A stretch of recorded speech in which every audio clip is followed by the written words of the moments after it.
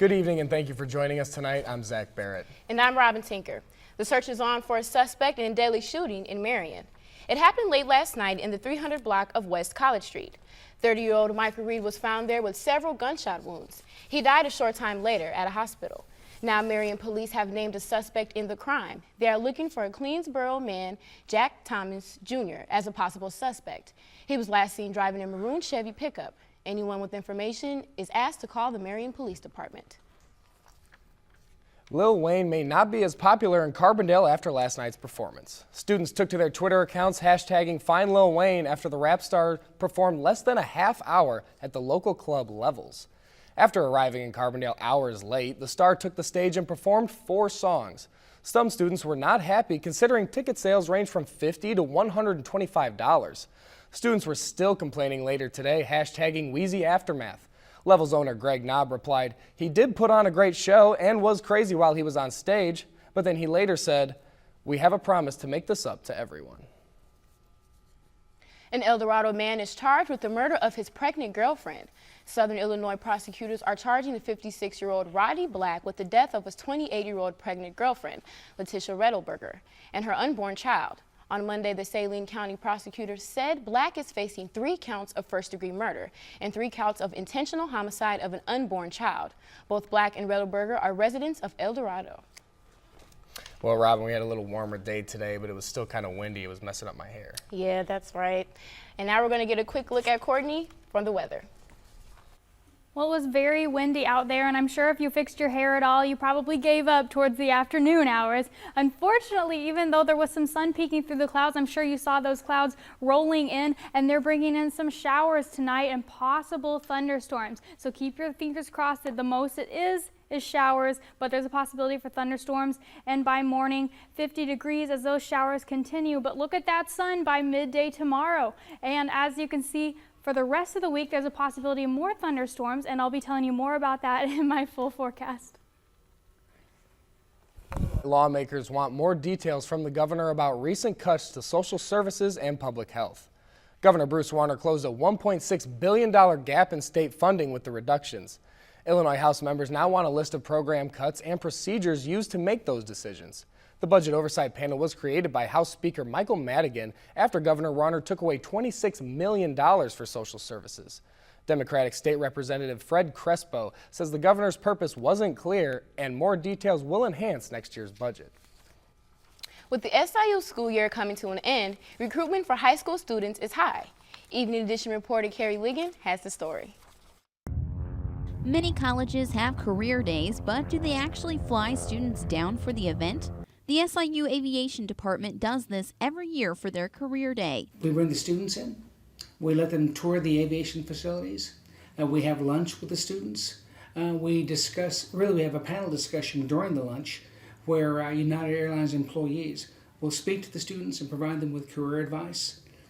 SIU teams up with United Airlines to bring high school students from the Chicago area down to SIU's campus. Another fact about this event is all of the people helping on that day are alumni of SIU. This Aviation Career Day serves many purposes. This event is it's multifaceted. It's about recruitment, it's about outreach, it's about career education, and also the opportunity to strengthen our ties with our dear friends, the alumni. For many aviation students like Sarah Dimkovich, this career day is what sealed the deal when choosing a college. How often do kids get to fly on a commercial jet from a major airport to a smaller airport, where that doesn't have commercial service? I mean, it's pretty neat, and then also not have to pay for anything. These students will be picked up early that morning and will return to the O'Hare Airport around 4:30 that afternoon. The day will take place this Saturday. For River Region Evening Edition, I'm Carrie Ligon. The Aviation Department plans to host about 120 high school students this Saturday. Protesters break out in Chicago after police officer is cleared of shooting a woman. And SIU's acting provost makes her case for being promoted to the job of chancellor.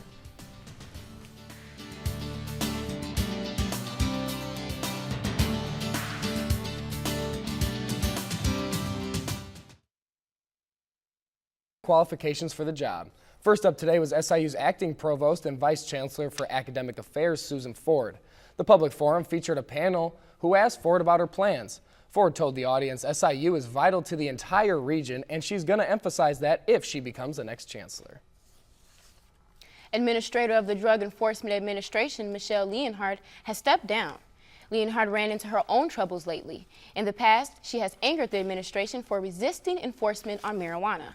On Monday, 4/20, Leonhardt met with the Justice Department officials to discuss her departure. She also sent an email stating how this week has been difficult for her, but she says she is thankful for all of the opportunities she has gained. St. Louis City Hall had a scare this morning because of a suspicious item. City Hall was evacuated due to a white propane tank leaning against the building entrance. The St. Louis police chief says the 2 cylinders, along with the backpack near the entrances, were assessed by the police bomb specialist. All of the items were then declared safe. We do not know who's behind it at this point yet, or what the motive may have been, but it certainly, appears to be something that was put there intentional to create an issue of some sort, create a scare of some sort. But it was handled well. The marshals did their job. The police department's doing theirs. We are looking at, as I said, at the perimeter cameras that we have around City Hall, and they're in process of doing that right now. 3 busy streets near City Hall were closed but have now reopened. Bluebell Creameries has recalled all ice cream and other frozen treats because they may contain traces of listeria. The decision to pull all products off the shelves came after tests showed the dangerous bacteria in containers of chocolate chip cookie dough ice cream. Health officials say the bacteria from the Bluebell products may have been the cause of 3 deaths. If you have SIU license plates or other specialty plates like veteran, you may not have them much longer. Some legislators think that they are confusing police officers. Illinois has 109 specialty license plates. A bill has been approved in the legislature that would end specialty plates, so the state would have 1 standard license plate. Stickers would be sold supporting causes that could be attached to the plates. The Illinois Senate is considering the measure now. Indict, convict, send the killer cops to jail. A Chicago judge acquitted a police officer of manslaughter in a fatal off-duty shooting. Back in 2012, Dante Servin fired his gun into a crowd and killed 22-year-old Rakia Boyd. The decision to throw out charges resulted in a Black Lives Matter rant outside of the courtroom. Officer Servin said he had one regret the night of the shooting, which was that he had left his home. It was a mistake for the state's attorney to charge me, but I also explained to the family that if this is what they needed for closure, for me to be charged, I hope they got what they were looking for. Servin was charged with manslaughter. People outside of the courtroom say they will continue protesting until justice is served. Police may no longer require traffic stops for routine drug searches. The Supreme Court says police cannot stop drivers for a traffic violation and then call a drug-sniffing dog to inspect the vehicle. The court ruled the practice violates the Fourth Amendment's ban on unreasonable searches and seizures. A study ordered by The group finds a plan to financially reward Exelon Corporation for producing carbon-free nuclear energy. The plan would cost $1.6 billion over 5 years and strain financially strapped businesses and local government budgets. The coalition opposes legislation to financially reward Exelon for producing energy without emitting harmful greenhouse gases. Exelon says without the subsidy, it might have to close 3 nuclear plants. Do you know someone who should be named Illinoisan of the Day Award? This program awards people who show traits associated with the land of Lincoln. Those traits are integrity, dependability, sense of community, and strong ethics. In order to qualify, you must be at least 25 years old. The deadline to nominate someone is June 26, and the honors will be announced during the Illinois State Fair in August. It's shroom season in southern Illinois. Hunters are out looking for one of the most sought-after delicacies in southern Illinois, morel mushrooms. They grow all over North America, but are hard to cultivate. As a result, morels are expensive, selling for more than $30 a pound. A cloudy, damp day like today is ideal for hunting morel mushrooms. A Detroit police officer has been granted $25,000 bond and a not guilty plea for beating a motorist on video. A 57-year-old Detroit native was repeatedly punched in the head during a traffic stop in Inkster on January 28th. Prosecutors say they didn't know about the beating until a TV station aired dash cam video in March. William Melendez appeared in Inkster District Court on Tuesday. Melendez has been fired as an officer in Inkster and in Highland Park.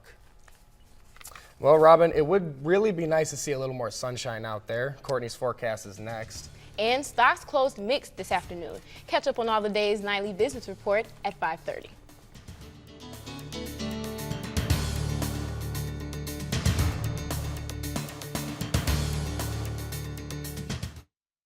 So if you got too excited for those really sunny days, it's not quite yet, but it's on its way. So stay positive. So we're not out of the rain just No, yet. we're not out of it. I mean, it's still spring, so got to be realistic. Thank you, Courtney. In sports news, 2 SIU athletes earned high MVC honors this week. And the baseball team is currently in action, but we're going to let Sydney Kessler talk to you about that. Sydney. That's a lot of young talent coming up for the Cubs right now. You see Chris Bryant right there finally rounding the bases for the first time as a Cubby. Like, that's good for them to see. I know everyone, all the Cubs fans that I know, especially including myself, we were all really looking forward to what this season was going to bring with the new squad and how, with so many young players and so much good talent. And I think that they're definitely proving us right with so many wins already in the season. And I mean, you could say they're definitely doing better than they did last season, that's for sure. Maybe the past 100 seasons, maybe. Yeah, that might be true, but I mean, we're going to keep looking forward. All right, thank you, Sydney. We'll be back in 90 seconds.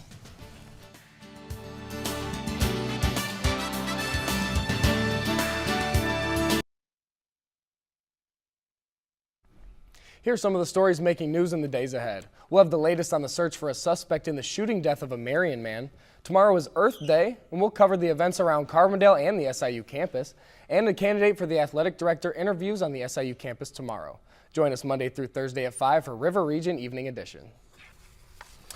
All right, Courtney, can you tell us if we're going to be needing our umbrellas here lately? Not for the next few days. Look at that. Wednesday through Thursday, we're looking at some only partly cloudy skies. Unfortunately, that chance of thunderstorms is Friday and Saturday, but partly cloudy skies again on Sunday. So we just got to roll through these showers and thunderstorms, but we'll make it through. We'll make it through the spring to summer. Watering those Mayflowers. All right, thank you, Courtney. And thank you for joining us tonight. Follow us on Facebook and Twitter at River Region News. I'm Zach Barrett. And I'm Robin Tinker. For Sydney Kessler and Courtney Bunting and more than 100 students who work on Evening Edition, good night.